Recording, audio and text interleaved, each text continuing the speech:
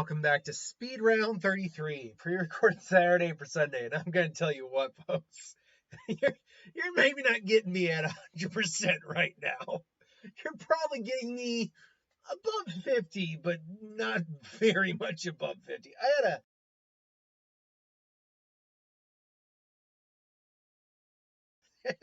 all the houses sound. So yeah, I don't be surprised if you get a yawn or if I kind of like lose my train of thought for a second. I'm going to do my best not to do that, but here we go. Anyway, I don't know why I wrote it like that, but anyway, from Nord, I believe it was 26. Was that the right person? Yeah, Nord 26 asked the question to start things off with: who would fight, Chucky or the Terminator? And I have I think that's this T850 there. Any Terminator will do in this circumstance. It doesn't matter because Chucky, there's no way Chucky can flat out beat a Terminator in a hand-to-hand fight, and he can't put his soul well, no, actually, he can put his soul in inanimate objects, hence why he's in a doll. But the problem is the Terminator don't play. If he sees Chucky as a threat, and remember, we're not in a what if hypothetical movie where Chucky actually possesses a Terminator of any kind. We're not in that world. We're in a fight scenario. And in a fight, any Terminator is going to wreck that doll's shop. So, yeah, no, Chucky loses that fight. But I will say this, in a hypothetical type of story you could tell, there are scenarios where Chucky could at least take the body of a T8, whatever, or a T something or other. The only problem is there's so many other Terminators out there, you can't possess them all. Furthermore, it would be interesting how Chucky, as a soul, possessing a AI, robot, would interact with, say, something like Skynet, which is a far more intelligent and advanced AI system than what he's probably capable of dealing with. Probably more capable than what even the remake Chucky was capable of dealing with. Anyway, there's that. Then coming to us from, what was the next one here? Hyperdesons V999. Lobo versus the Murder Drone world. Now, Murder Drone is one that I'm really not very familiar with. It's one that I've been seeing a bit more pop up a bit more frequently. But Lobo is someone who can literally trade blows with Superman and basically can't die in a conventional way. Unless you erase his existence or literally hit his soul or whatever, he's going to wreck shop in this world. It's just the way it's going to go down. All right, then. Then coming to us from King Hyperion, we have Dark Schneider from Bastard versus, I believe it's Balder from Bayonetta. The reason this is in the speed round fight is because I looked at this fight while looking up the fights, basically. When I was writing down the speed round suggestion fights, I basically looked at the character or looked at the fight and had to Google. It's like, okay, what's this guy capable of? What's this guy capable of?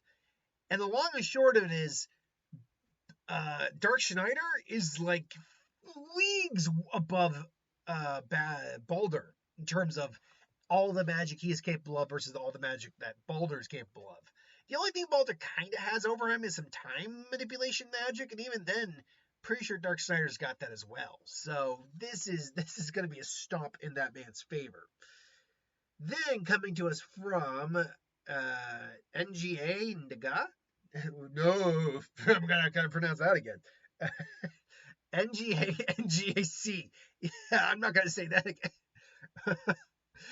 Granted, it wasn't the actual word, but the minute I pronounced it, it came out of my mouth. I'm like, we're not saying that word again, Mr. Whiteman.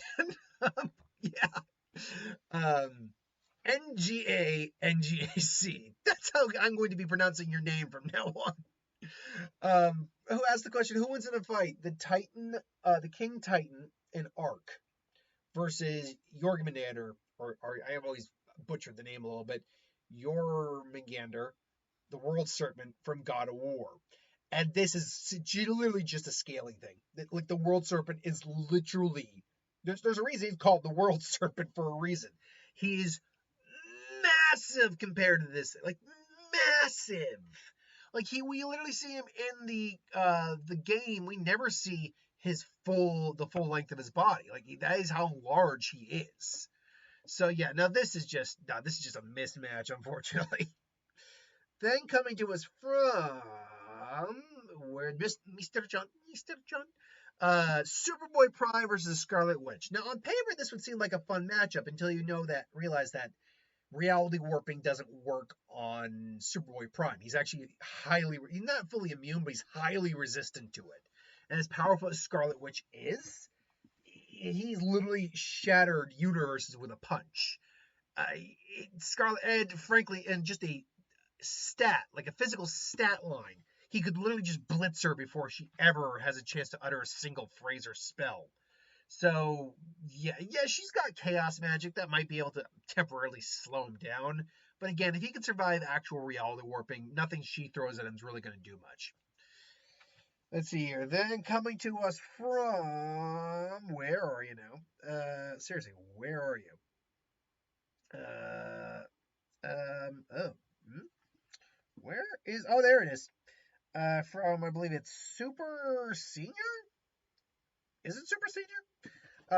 We have the question of who wins in a fight: Widowmaker versus the Team Fortress 2 Sniper.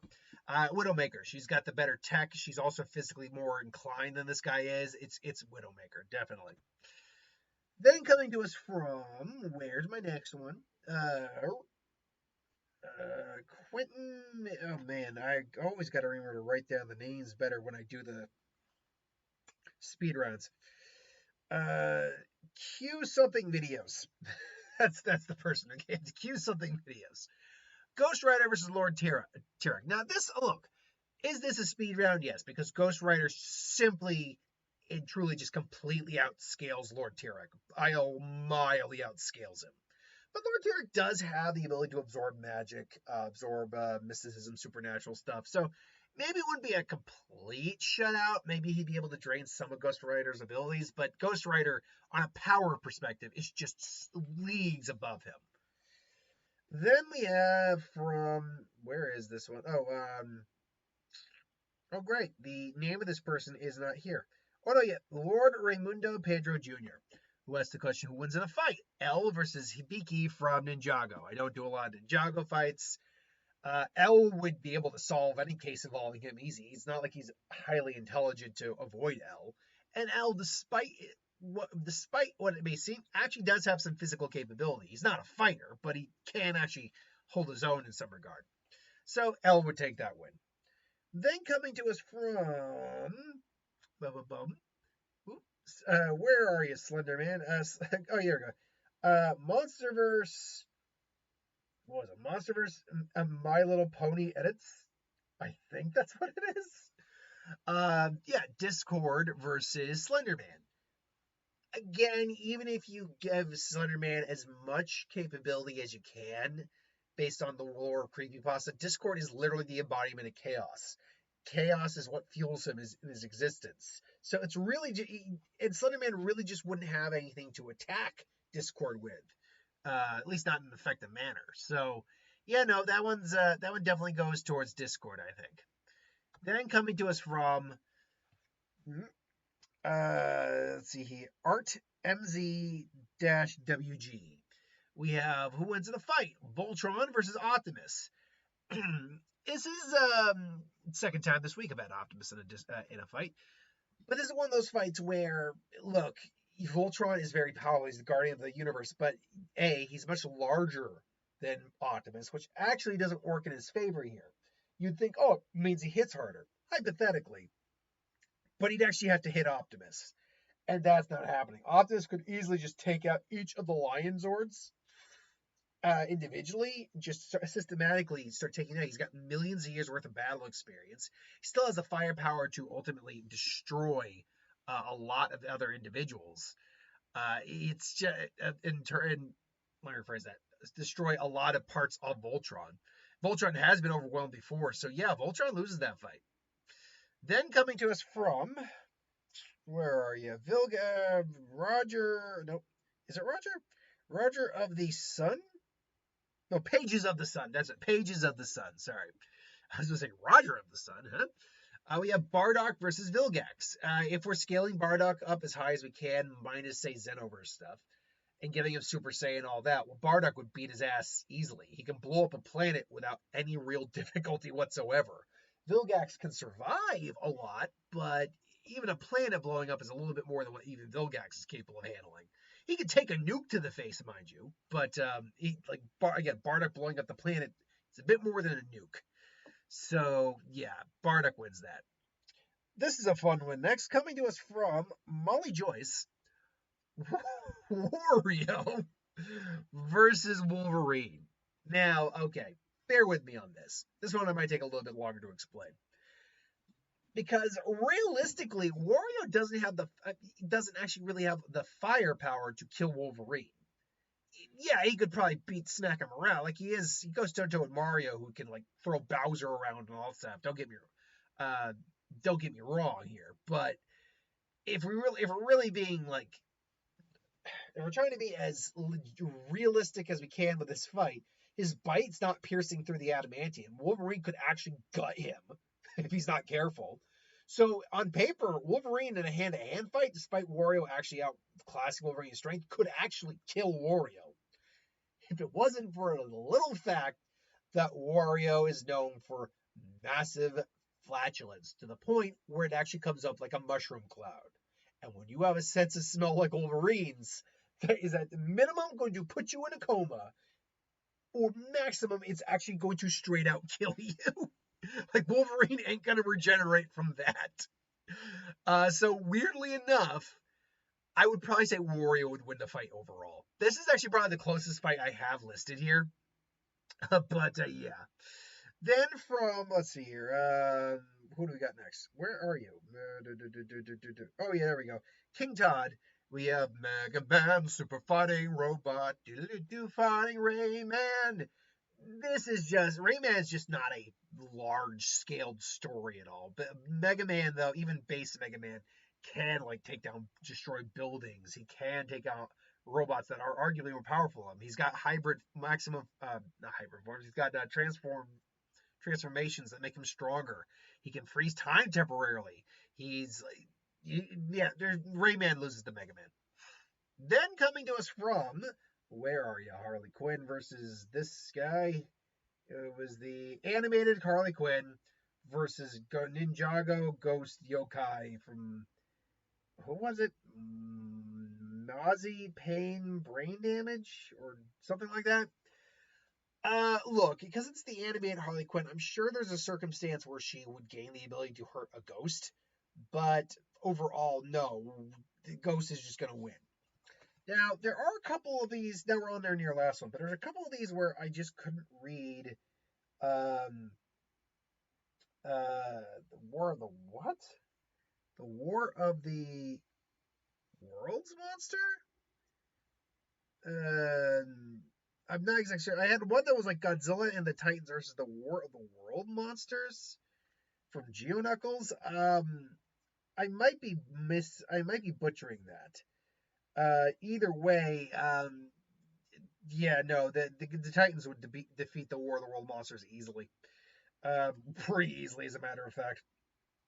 Then there was one that was Silver Cherry versus another Ninjago character. I think it was actually the same thing, and that's why I kind of got rid of it, because I'm like, I'm not going to do a lot of repeats here. There was one where it was Chucky Alistair, I think from Has-Been Hotel, and Dr. Felicity from Curse of Chucky or Cult of Chucky. It would have been Alistair on that one, I think.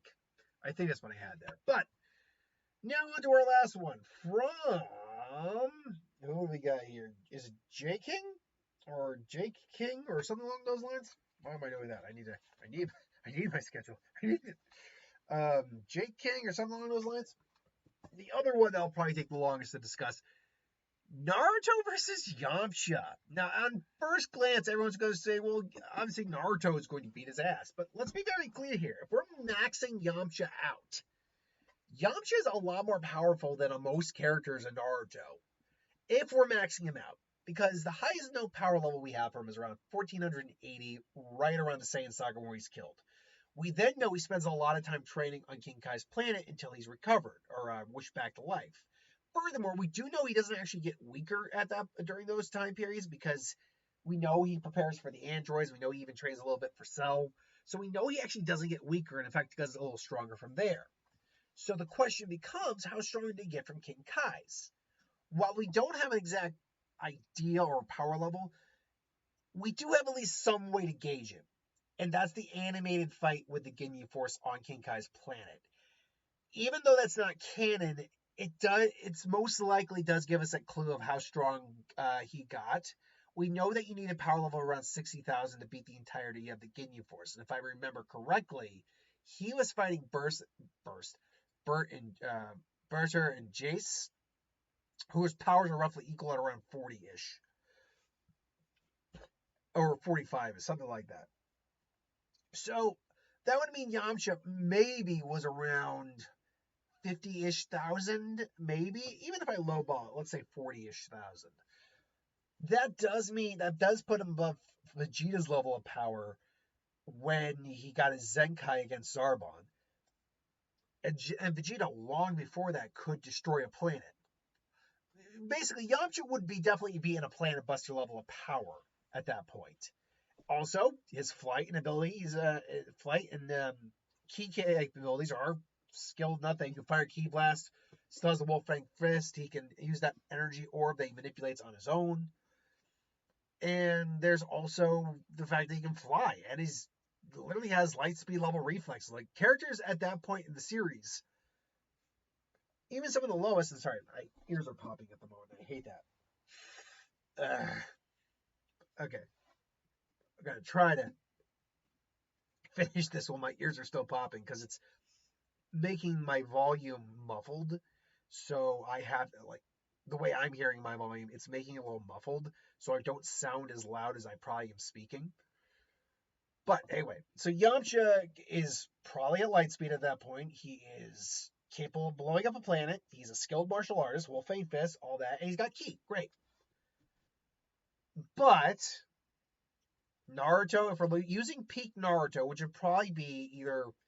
See, peak Naruto is always debatable because we don't know if he's actually using Sixth Path Chakra anymore in Boruto, or if he's actually surpassed that. If we're going by the idea that he surpassed that level of power a while ago, then it would be right before he goes in the Baryon mode. So let's take Baryon mode out of the equation. We know for a fact Naruto's multiple times faster than light, so he's somewhere in the same ballpark as Yamcha. We know that he is also got light speed reflexes. We know that he is also planetary. We know for a fact that it's confirmed that Vegeta, Naruto, and Sasuke are planet busters if they actually have to be. Now, they're not like super high magnitude giant planet busters, but they're definitely in the planet buster tier. So you got two planet busters, they move at light speeds. Naruto can also protect himself with a chakra avatar and kind of move around on the battlefield if he needs to, almost like he's flying. And even though Yamcha is a martial artist, Naruto is also a highly skilled hand-to-hand fighter. The only individual who would probably surpass him in the verse would be Lee, and that's even debatable.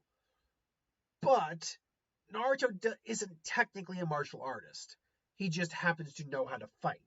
But the difference between Yamcha and Naruto is that Naruto spent a lot of his life on the battlefield, actually in wars and fighting, whereas Yamcha did not. So that's difficult, really.